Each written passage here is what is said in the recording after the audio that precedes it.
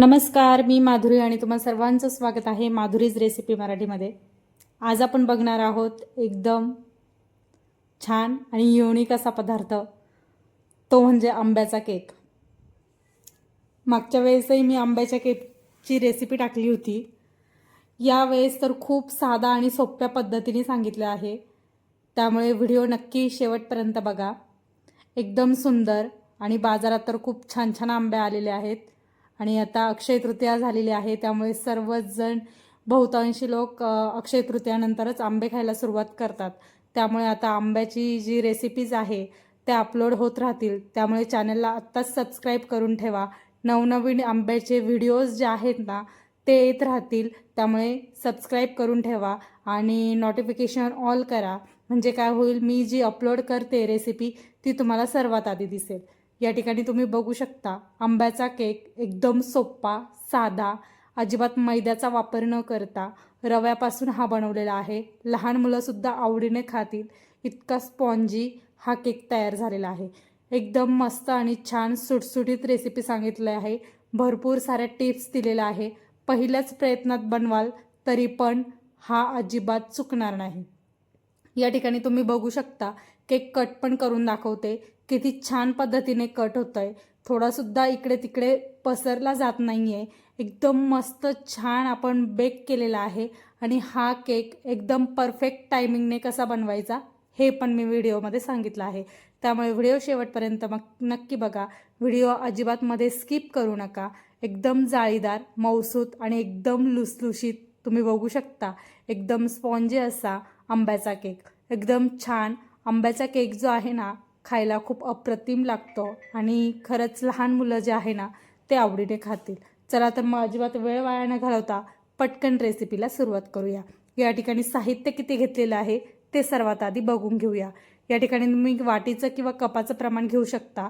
या ठिकाणी मी वाटीचं प्रमाण घेतलेलं आहे। 1 वाटी दूध, 1 वाटी रवा, अर्धी वाटीला थोडंसं कमी तेल, 2 चमचे मिल्क पावडर, थोडेसे काजू बदाम पिस्ताचे काप, अर्धा लिंबू इथे मी पिळून घेतलेला आहे, अर्धा लिंबाचा रस घेतलेला आहे। इथे मी अर्धा चमचालाही थोडंसं कमी असा सोडा घेतलेला आहे आणि अर्धा टेबलस्पून या ठिकाणी मी बेकिंग पावडर वापरले। एक जी वाटी आहे ती खाली ठेवली आहे, त्यामध्ये मी आंब्याचा गर टाकणार आहे, आंब्याचा पल्प टाकणार आहे। तुम्ही हा आंब्याचा रस आधीच बनवून ठेवला तरी चालेल। यामध्ये मी साखर टाकून हा मिक्सरला छान फिरवून घेतलेला आहे, म्हणून मी साखरेचा वापर यामध्ये कमी प्रमाणात करणार आहे। जर तुम्हाला यापेक्षा आंब्याचा रस तुम्ही चाटून बघू शकता किंवा पिऊन बघू शकता, तुम्हाला जर गरज वाटत असेल तर तुम्ही त्यामध्ये अजून साखर यूज करू शकता। म्हणजे केक बनवताना मी तिथे दाखवलीच आहे साखर मी कशा पद्धतीने यूज केलेली आहे। मी तुमच्यासाठी 1 चमचा साखर या व्हिडिओमध्ये टाकून दाखवलेली आहे, त्यामुळे अशा पद्धतीने तुम्ही पिठी साखरेचा किंवा नॉर्मल साखरेचा वापर जरी केला ना तरी चालेल।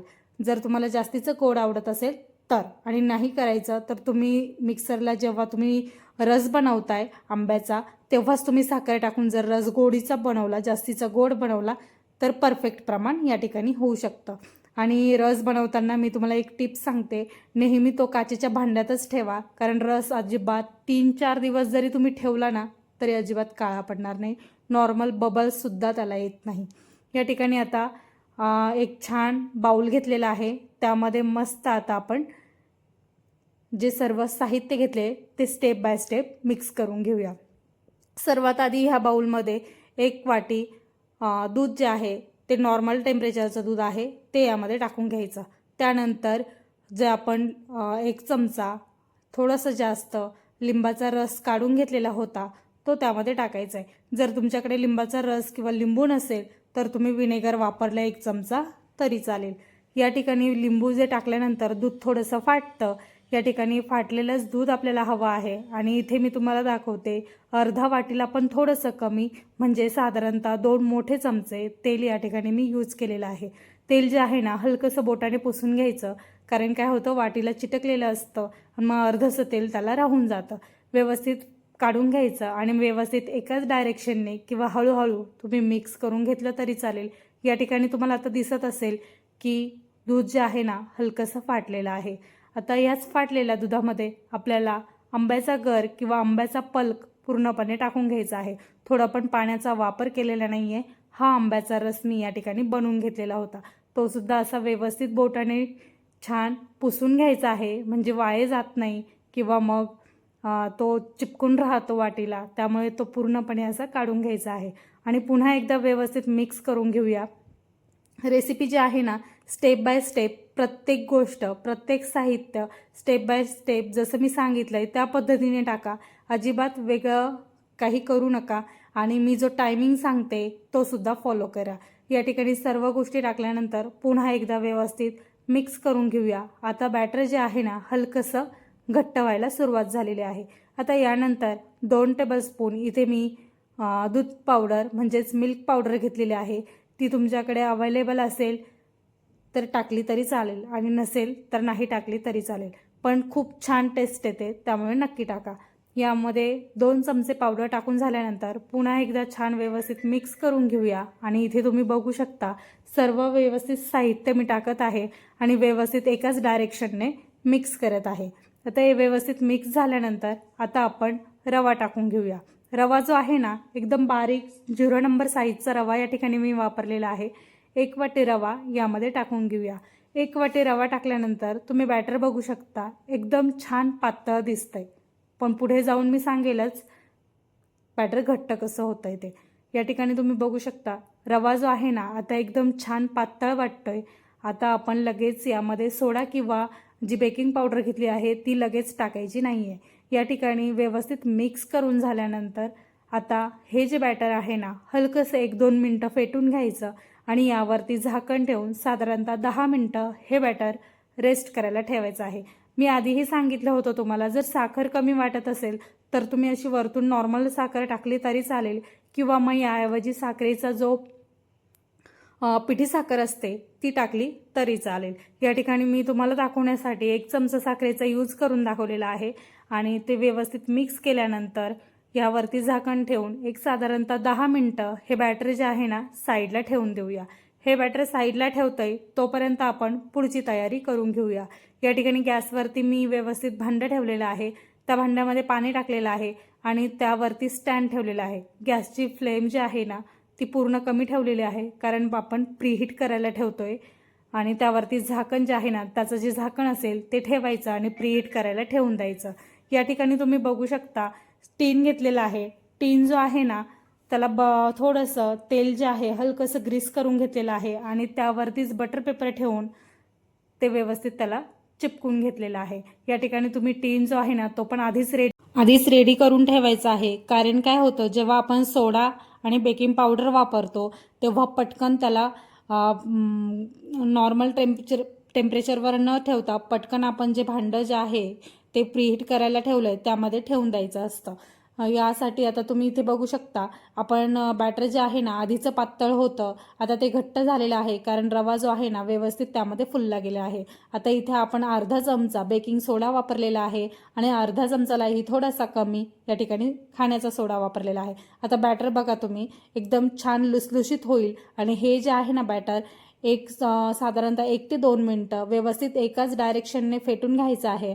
आणि ही प्रोसेस जी आहे ना खूप फास्ट करायची आहे, कारण काय होतं तुमचा जो केक आहे ना तुम्ही जर जास्तीचं बाहेर ठेवलं त्या बॅटरला तर तुमचा केक जो आहे ना तो अजिबात स्पॉन्जी होणार नाही, लुसलुशीत किंवा जाळीदार होणार नाही. या ठिकाणी तुम्ही बघू शकता लगेच फेटून झाल्यानंतर टीन आहे ना यासाठीच आधी रेडी करून ठेवायचं आणि लगेच पूर्ण बॅटर जे आहे ना ते यामध्ये टाकून घ्यायचं. या ठिकाणी तुम्ही बघू शकता पूर्ण बॅटर असं व्यवस्थित छान टाकून घ्यायचं आहे. बॅटर टाकून झाल्यानंतर यामध्ये बबल्स तयार होतात, म्हणजे थोडीशी आतमध्ये हवा तयार होते आणि त्याने काय होतं बॅटरना पूर्णपणे असं पसरत नाही. त्यामुळे काय करायचं, बॅटर टाकल्यानंतर टीन जो आहे ना 3 ते 4 वेळेस छान टॅप करून घ्यायचा. टॅप केल्याने काय होतं मी ते तुम्हाला दाखवते. बॅटर जे आहे ना पूर्ण छान व्यवस्थित टीनमध्ये टाकून घेतलेलं आहे आणि व्यवस्थित असं बॅटर टाकून झाल्यानंतर व्यवस्थित टॅप करायचं. टॅप केल्याने त्यामधले एअर बबल्स निघून जातात आणि एकदम छान आपला एकसारखा केक जो आहे ना तो व्यवस्थित बेक होतो. या ठिकाणी तुम्ही बघू शकता व्यवस्थित 1-2 मिनटं मी फक्त साधारणतः 3 ते 4 वेळेस टॅप करून घेतलं आणि लगेचच आपण वरतून गार्निश करण्यासाठी जे काजू बदाम पिस्ता जे काय असेल आपल्याकडे अवेलेबल ते सर्व टाकायचं आणि वरतून त्याचं दिसायला डेकोरेट करून घ्या तुम्ही, खूप सुंदर दिसतो। या ठिकाणी तुम्ही बघू शकता सर्व व्यवस्थित पटकन टाकून घेतलं आणि या ठिकाणी आपलं पाणी जे आहे ना छान व्यवस्थित गरम झालेलं आहे आणि गॅसची फ्लेम मीडियमच ठेवलेली आहे। गॅसची फ्लेम आता पूर्ण व्हिडिओमध्ये मीडियमच ठेवायची आहे, पूर्ण केक जो आहे पूर्ण बेक होईपर्यंत। या ठिकाणी केक लगेचच ठेवून घ्यायचा, त्यावरती अजिबात बाहेर हवा जाणार नाही, बाहेरची हवा आतमध्ये जाणार नाही, असं झाकण त्यावरती ठेवायचं आणि त्यावरती एखादी जड वस्तू ठेवायची। तुम्ही खलबत्ता ठेवू शकता किंवा कोणतीही जड वस्तू ठेवा आणि साधारणतः 25 मिनिट आता हे बेक करण्यासाठी ठेवायचं आहे। 25 मिनिट एकदम सफिशियंट टाइम आहे आणि गॅसची फ्लेम एकदम लो टू मिडियम साईजवर ठेवायची आहे। या ठिकाणी तुम्ही बघू शकता 25 मिनिटे या ठिकाणी झालेली आहे आणि आपण आता बघतोय केक जो आहे ना किती छान बेक होऊन वरती आलेला आहे आणि तुम्ही बघू शकता छान व्यवस्थित एकदम परफेक्ट बेक झालेला आहे। हे बघण्यासाठी आता आपण सुरी जी आहे किंवा टूथपिकचा वापर करू शकता, सुरीचा वापर करू शकता किंवा स्पूनचा वापर करू शकता, काहीही घ्या आणि आतमध्ये आता मी तुम्हाला सुरी जी आहे ना ती तुम्हाला आतमध्ये केकच्या आतमध्ये टाकून दाखवते। अजिबात सुरीला केक चिपकत नाही आहे, म्हणजे आपला केक जो आहे एकदम परफेक्ट बेक झालेला आहे आणि टायमिंगसुद्धा एकदम परफेक्ट आहे। अशा पद्धतीने केक तुम्ही बेक करा, एकदम पहिल्याच प्रयत्नात तुमचा केक जो आहे ना एकदम छान तयार होईल। आता गॅस या ठिकाणी बंद केलेला आहे, अजिबात घाई गडबड गोंधळ करायचा नाही। केक बाहेर काढून घ्यायचा आणि साधारणतः 10 ते 15 मिनिटं व्यवस्थित थंड होऊ द्यायचा। आता व्यवस्थित थंड झाल्यानंतर साईडची कडा जी असते ती चाकूच्या साहाय्याने अशी व्यवस्थित पूर्णपणे मोकळी करून घ्यायची, लगेच आतमध्ये कापायचा नाही आहे। साईडची कडा आधी व्यवस्थित मोकळी करून घ्यायची, हलकंसं खालून 2-3 वेळेस टॅप करून घ्यायचा आणि तुम्ही बघू शकता पूर्ण या ठिकाणी साईडची कडा जी आहे ना एकदम परफेक्ट मोकळी झालेली आहे। आणि आता तुम्हाला डिशमध्ये मी टाकून पण दाखवते। या ठिकाणी हलकासा तुम्ही बघू शकता पूर्ण एकदम मस्त आणि स्पॉन्जी झालेला आहे। हे बघा, आता डिशमध्ये आपण टाकून घेऊया। या ठिकाणी केक जो आहे ना डिशमध्ये ठेवून घेऊया, एकदम परफेक्ट आणि एकदम पटकन असा निघतो। त्यामुळे गरम गरम केक कट करायला अजिबात घ्यायचं नाही, साधारणतः 10 ते 15 मिनिटं एकदम व्यवस्थित त्याला थंड होऊ द्यायचं आणि मगच केकची कडा जी आहे ती मोकळी करून घ्यायची। या ठिकाणी आता टीन आपण काढून बघूया, 1-2 वेळेस टॅप केल्यानंतर केक जो आहे ना एकदम मस्त या ठिकाणी आपला खाली येतो।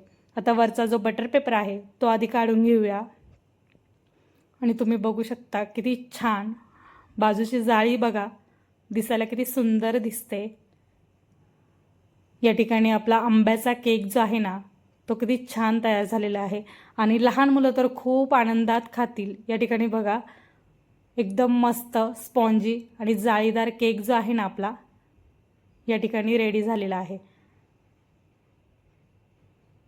दिसायला बघा किती सुंदर दिसतोय आणि एकदम छान टम्म फुगलेला असा केक। तर ह्या आंब्याच्या सीझनमध्ये हा केक नक्की ट्राय करा आणि मला कमेंटमध्ये सांगा कसा तयार झाला। उद्या आपण आंब्याची वेगळी रेसिपी ट्राय करणार आहोत, त्यामुळे आत्ताच चॅनलला सबस्क्राईब करा आणि बेल आयकॉन दाबायला विसरू नका। माझ्या नवनवीन व्हिडिओचे नोटिफिकेशन तुम्हाला येत राहतील। मस्त खा, स्वस्त राहा आणि सबस्क्राईब करायला विसरू नका आणि दुसऱ्या तुमच्या फ्रेंड सर्कलला नक्की शेअर करा।